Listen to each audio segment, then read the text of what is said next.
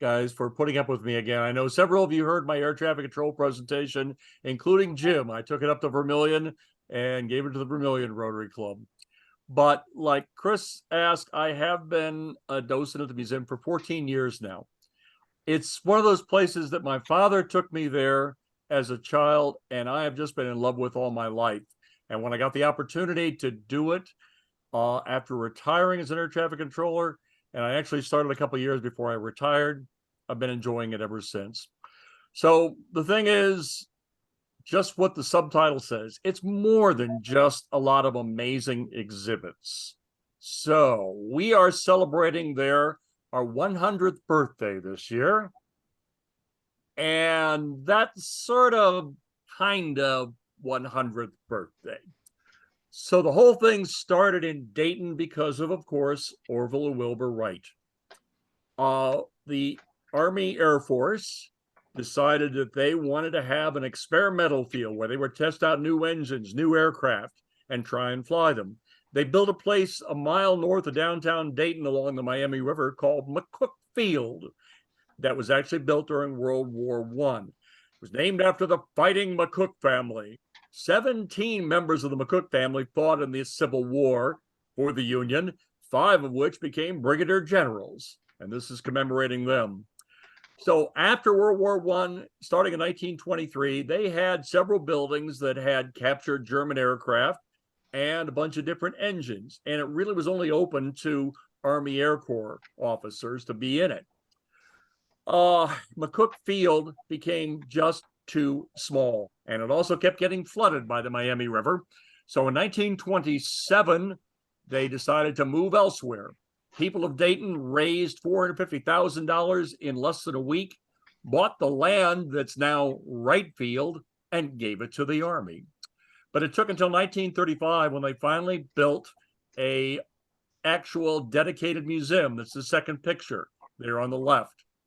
That was open until World War II, and it was open to the public intermittently.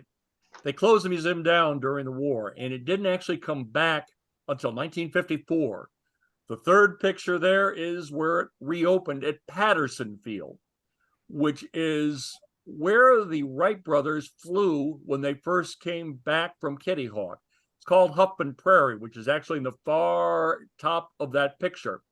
But the building was an old engine maintenance shop used during World War II. It was really sort of inadequate, but it was the only place they had. And most of the large aircraft and a lot of the small ones even had to sit outside. In 1960, the Air Force Museum Foundation was formed, and they took 11 years, but raised enough money to build a dedicated museum back over on Wright Field. It had been closed to actual flying except for one of the runways, and they put it on one of the closed runways, and that's on the far right side there. So it's 100 years from when the museum first opened, but it wasn't continuous, and it moved around quite a bit. So where we are now, we have got over 1 million square feet under roof and over 360 aircraft in what we're calling 4 buildings. If you look at the picture, that's the current museum. There's actually sort of kind of more than 4 buildings, but that's the way we've split it up. At the front are the first 2 that were built in 1971. And they now contain the early years of World War II galleries. The next building over in between is actually the National Aviation Hall of Fame.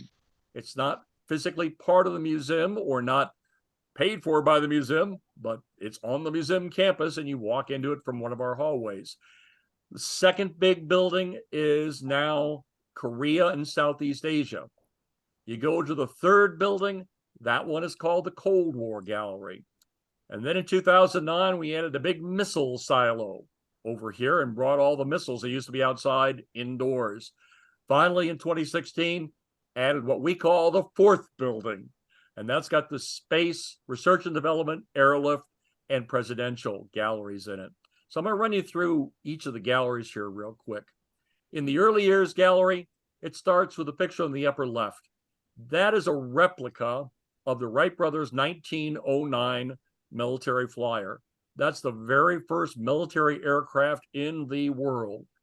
The actual one is at the Smithsonian in Washington. Almost all of the aircraft in the museum are real live original aircraft. In the early years gallery, we do have a few replicas like this one. Sitting on the wing in the khaki uniform is a guy named Frank Purdy Lom from my hometown of Mansfield, Ohio, and he became the world's first military pilot. Sitting next to him, Orville Wright. Now, we've got a great group of both professional and volunteer restoration specialists. In the last year here, they took an aircraft called the Thomas Morse Scout that actually came from the original museum. They've had it since 1923, and it had started to deteriorate over the years.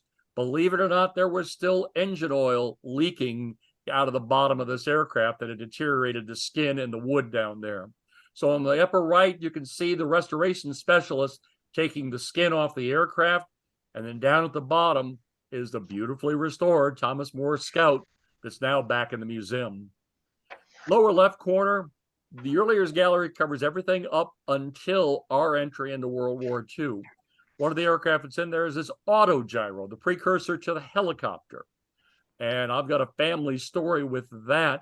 My father had a real good friend, Captain John Miller, who passed away about 15 years ago. But he flew an autogyro for Eastern Airlines. They tried those in the 1930s. In 1932, he flew one of those things off the top of the post office building in Philadelphia, landed it on the lawn of the White House to deliver a ceremonial bag of mail to Herbert Hoover.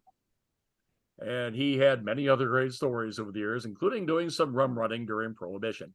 But the next building is the World War II gallery. Upper left-hand picture, the famous Memphis Belle.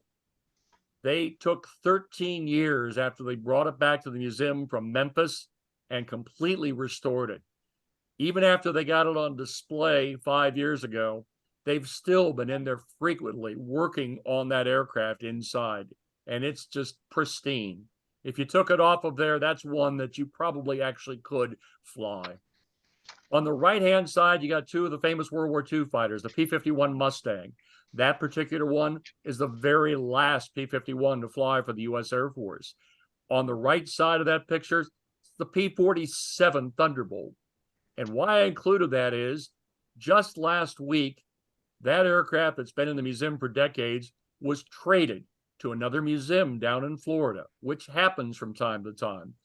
And we traded it for a World War II trainer that was used by the gentleman known as the Tuskegee Airmen. And there's a picture of a bunch of those gentlemen. They were the first African Americans to train as pilots in the Army Air Corps. And we opened a new exhibit highlighting them about 4 years ago. And those are some of the gentlemen who were there for the opening of that exhibit. On the left, a B-25 Mitchell bomber named after General Billy Mitchell, who led the Army Air Corps of World War I. And that was the type of aircraft that flew off the USS Hornet aircraft carrier to bomb Tokyo on the Doolittle raid in April of 1942. And the two mannequins there, the little guy on the right, Jimmy Doolittle, and the captain of the Hornet, Mark Mitcher, is the guy on the left. We go on to the Korean War Gallery. And Korea was the first war that was fought with jet fighters. In the center down there, you've got the really odd-looking P-82 twin Mustang. And that was actually not two P-51s stuck together, but it really looks like it. It was actually a purposely built aircraft. And that kind of plane was the first one to shoot down a North Korean plane at the beginning of the war. Upper left, you've got our F-86 fighter that flew off against the Russians and North Koreans' MiG-15 on the right in that picture. Now, the picture on the right is, again, the MiG-15. The cutout black and white photo is of a pilot who flew that aircraft right after the armistice from North Korea to South Korea and defected. His name was No Kum Sok. And standing next to his photo is No Kum Sok, who came to the museum 5 years ago. He came to the United States. He changed his name to Kenneth Rowe, and he became an engineering professor. He got his doctorate at the University of Delaware and later taught at several schools down in Florida and just passed away in December. But those are the kind of people that it's just, we are lucky enough to get to have to come to the museum to tell us about what really happened in history. The Southeast Asia Gallery, you may think of it as the Vietnam War, but it encompassed almost all of Southeast Asia. On the left side, the famous B-52 Stratofortress. Started flying in 1954, still flying today, and gonna keep flying until 2050, almost 100 years. The last one was built in 1961. That's the newest one. Grandchildren of the original pilots are flying those. On the right, the famous F-4 Phantom, one of our toughest fighters during the South Korean War. A guy named Robin Olds flew that particular airplane. He was an ace both in World War II and in Vietnam with that airplane. The Cold War Gallery. The Cold War, basically, it's all about the atomic bomb. We needed to have a way to deliver it in case of a war, and we needed to have a way to defend ourselves against the Russians delivering them on us. So I got two of the bombers here. On the left is the B-36 Peacemaker. That is the largest aircraft in the museum. It's got a wingspan of 235 feet, 6 pusher piston propellers, and 4 jet engines attached to it. They built the floor, they brought in the B-36, and then they built the rest of the building over top of it. It's that big. The one on the right is the only place you're ever going to see a B-2 stealth bomber in a museum. That particular one was the test airframe that they tested to almost destruction. It never had engines, it never had avionics, but every aircraft that's built, they make a structural test aircraft. They flexed it with jacks thousands of times until at 161% of its design load, it finally cracked. There's a big crack on the thing from the left main landing gear door all the way up to near the front of the wing. But that's why it's in the museum. Then the missile gallery is between Cold War and World War II. And you've got everything from our early short-range missiles or intermediate-range ballistic missiles to the biggest one there on the left, which is the Titan II. And not only did it serve as an intercontinental ballistic missile with a 9-megaton warhead, it also was the same rocket that launched the Gemini astronauts. Space Gallery is the first of the 4 galleries in the 4th building. On the left, you have one of the 2 surviving North American X-15s. And this particular one still holds the world speed record for a manned powered airplane, 4,520 miles per hour on its last flight, 6.72 times the speed of sound. You hear the word hypersonic batted around. Hypersonic talks about anything going faster than 5 times the speed of sound. That not only did that, it went 1.72 times even faster than that. On that last flight, it got so hot, it melted a 2.5-inch hole through each of the horizontal stabilizers. Luckily, they stayed on the airplane. We've since replaced those. On the right is Apollo 15's command module, Endeavour. And why it's at the Air Force Museum is because that was the only Apollo moon mission that all 3 of the astronauts were Air Force officers. And one of the cool things on that mission, they were the first ones to drive the lunar rover on the moon's surface. So research and development, all of the experimental planes, the great big white one that dominates that side of the hangar in the picture on the left, it's called the XB-70 Valkyrie. And it originally was supposed to be a nuclear bomber, fly from the United States above 70,000 feet, going faster than Mach 3, drop the bomb on the Kremlin if we needed to, and come on back home. When they designed it in 1955, they thought the Russians wouldn't have anything to touch it for 25 years. They were wrong. May 1st, 1960, the Russians shot down our U-2 spy plane with Francis Gary Powers at only 60,000 feet and only going 400 miles an hour over Sverdlovsk. But they realized, oops, not going to be a bomber. So they kept on working on it. It flew in 64, and they decided they would use the information they got from flying it to possibly design a supersonic transport. Well, we didn't end up doing that. But the information we shared with the British and French led directly to their Concorde. On the right's our flying saucer. It's called the Avro Aerocar. And that thing was built in the late 50s. It has 3 little jet engines driving the big center lift fan. And they tested it at Wright-Patterson. And they found out you get it 3 feet above the ground, starts wobbling uncontrollably. If you keep within 3 feet of the ground, try and go more than 35. It wobbled uncontrollably. They tried for 4 years. It never worked. But at least they tried.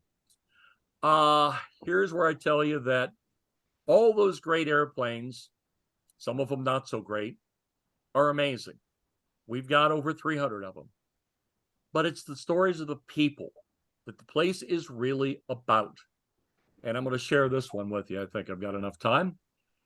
The gray airplane on the left is called a Lockheed C-130 Hercules.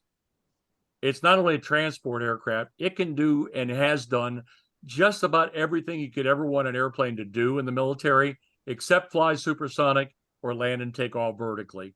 One of those even landed and took off on an aircraft carrier. But that particular airplane was flying a load of 155 millimeter howitzer ammunition to be airdropped to our troops who were encircled at An Loc in South Vietnam, April 15, 1972. As they reached An Loc, they were hit by enemy anti-aircraft fire. The right 2 engines were set on fire. The co-pilot was knocked unconscious. The navigator and one of the loadmasters were killed. The back of the airplane in the cargo compartment was on fire. The 2 surviving loadmasters, Charlie Schwab and Dave McAleese, pushed the burning pallets of ammunition out of the back of the airplane where they exploded in midair and saved themselves and the plane. But they were horribly burned on their hands and arms while pushing those burning pallets of ammunition out the back. The pilot, Bill Caldwell, who was the gentleman in the picture on the right with the tie and the sunglasses, flew the plane back to Saigon, where he knew they had the best fire and rescue capability in South Vietnam at the time. As they got close to Saigon, they tried to lower the landing gear. Wheels wouldn't come down because the hydraulics were shot away. So Charlie Schwab and Dave McAleese manually cranked down the wheels with their burned hands and arms. As they're lining up on final approach, they lose a 3rd engine. Bill Caldwell landed that thing on just 1 engine, and it was the far left outboard engine. In the picture, that plane kept serving long beyond Vietnam. It served clear until 2006, when it finally was retired at the museum. The pilot who flew it to the museum is there shaking hands with Bill Caldwell, who was there when they delivered the plane to the museum. Bill and the 2 surviving loadmasters, Charlie and Dave, all got the Air Force Cross, the Air Force's highest medal, short of the Medal of Honor, for their heroism that day, and I think deservedly so. So then we've got the presidential, and you're looking all the way from the far end where the presidential aircraft are, all the way through that hangar that I've just been talking about. Closest plane to us with the 26000 in the tail, that's the airplane that was the presidential plane that took Jack Kennedy and Lyndon Johnson to Dallas on November 22nd, 1963, when Kennedy was assassinated. Right under the first letter A of America is where Lyndon Johnson took the oath of office on board and became president of the United States that afternoon. On the right side, I don't know if you can see my cursor, but there's a silver airplane pointed towards us. That was the very first presidential plane. It got the nickname the Sacred Cow. It was built for Franklin Delano Roosevelt. And the Washington Press Corps knew something top secret and very sacred was going on, but they didn't know what it was, and that's where the nickname came from. Roosevelt used it once in February of 45 to fly to the Yalta Conference with Churchill and Stalin. And then he died 6 weeks later. So he used it one time. But Harry Truman, of course, became president. He used that plane up until the summer of 48. And on board that plane, 76 years ago, this coming Sunday, he signed the National Defense Act of 1947 that separated the United States Air Force away from the U.S. Army. They've been part of the Army since 1906. So that's literally the birthplace of the United States Air Force. So cool stuff. But there's always a lot of things going on around this. Picture in the upper left is a micro drone. Twice a year, we have micro drone races inside the museum. People fly those little things around and actually through some of the airplanes. On the right, we've got pilot training. We have teenagers come in, and for free, we take them through an introduction to flight course. We've got a lot of volunteers who are flight instructors, both in the military and privately. And we've got a whole bunch of simulators that we can sit there and take them through what it is to become a pilot. On the right, one of the events that happens there when the Thunderbirds, the Air Force's demonstration team, come to town, like for the Dayton Air Show, they were in there signing autographs. Lower left, every year we have a radio-controlled model aircraft weekend. And some of those amazing models, like the guy's SR-71 he's carrying there, fly from our runway out back. So I've been a volunteer for 14 years. And I got to tell you how I got there is because of my father. And I've also got to tell you, it was 11 years ago today that he passed away. But he took me there as a kid. And I fell in love with the place. So volunteers are not just people who served. I never served in the military. On the left's my friend Bob Dana. He was a chemist at Chemical Abstracts in Columbus. That's his wife, Mariette. But on the right, a gentleman named Jim Verstreet. And he was an F-105 Thunder Chief pilot in Vietnam, flew into North Vietnam on over 25 missions, stayed in the military, one of the first pilots to fly the F-15 Eagle that he's standing in front of there. And frequently we have plane talks where people like Jim come in and tell about their experiences and try and answer questions for people there in the museum. But it's incredibly rewarding being there. Not only do you get to meet people like Jim, and I get to pick his brain and learn stuff every time I see him, but I have people coming through all the time that lived this stuff. And I get to hear their stories and then try and share it with other people. So that is the main story there. I hope you can come and visit us soon. And Chris, if you think I got another couple minutes, I got one last slide for 9/11. Am I okay? Yeah, go ahead. All right. Just because it's 9/11 today, I've got to show you our display from the museum. And as it says, willing to give all. The lady pictured there at the top is named Heather Penny. She and her squadron commander, Mark Sasseville, took off from Andrews Air Force Base in 2 F-16s, but they weren't armed. But they were ordered to go find Flight 93 that was aimed at Washington. And they were ordered to take the plane down. The only way they were going to do that, ram it. But they were willing to do that. They took off. They headed northwest towards Pennsylvania, last place it had been seen. But long before they got there, the plane went down due to the heroism of the people on board. And we've got a piece of the Pentagon there in the glass case after the other American Airlines plane hit the Pentagon. So there's my story. Thank you guys for listening to me once again. And I hope you do get to come and visit us, and I'll be happy to take any questions you've got. Yeah, we have time for questions.